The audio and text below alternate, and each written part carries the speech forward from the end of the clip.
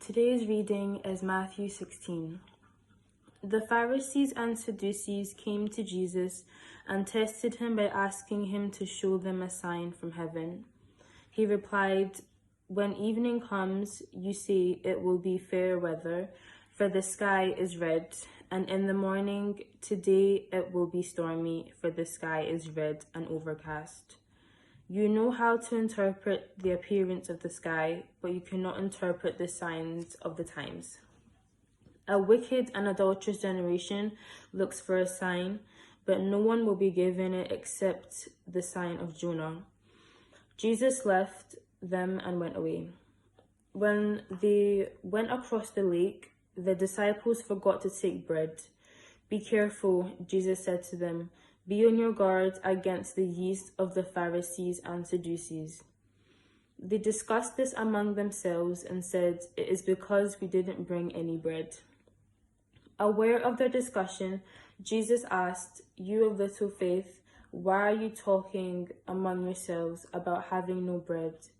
Do you still not understand? Don't you remember the 5 loaves for the 5,000 and how many basketfuls you gathered? Or the 7 loaves for the 4,000 and how many basketfuls you gathered?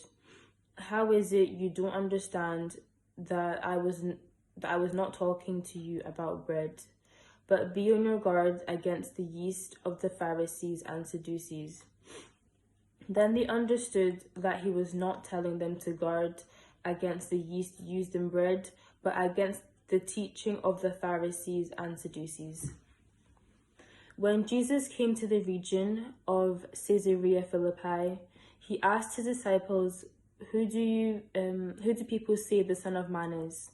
They replied, "Some say John the Baptist, others say Elijah, and still others Jeremiah or one of the prophets. But what about you?" he asked. "Who do you say I am?" Simon Peter answered, "You are the Messiah, the Son of the living God." Jesus replied, "Blessed are you, Simon, son of Jonah, for this was not revealed to you by flesh and blood, but by my Father in heaven. And I tell you that you are Peter, and on this rock I will build my church, and the gates of Hades will not overcome it. I will give you the keys of the kingdom of heaven. Whatever you bind on earth will be bound on heaven, and whatever you loose on earth will be loosed in heaven." Then he ordered his disciples not to tell anyone that he was the Messiah.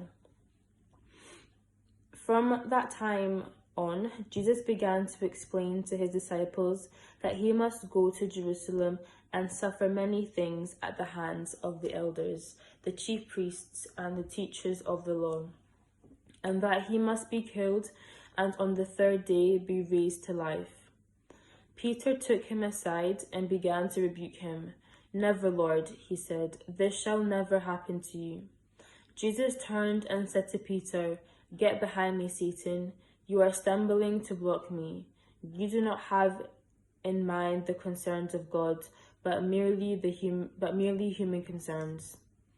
Then Jesus said to his disciples, "Whoever wants to be my disciple must deny themselves and take up their cross and follow me.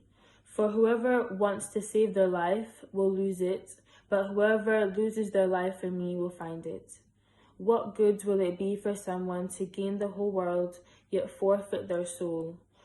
Or what can anyone give in exchange for their soul?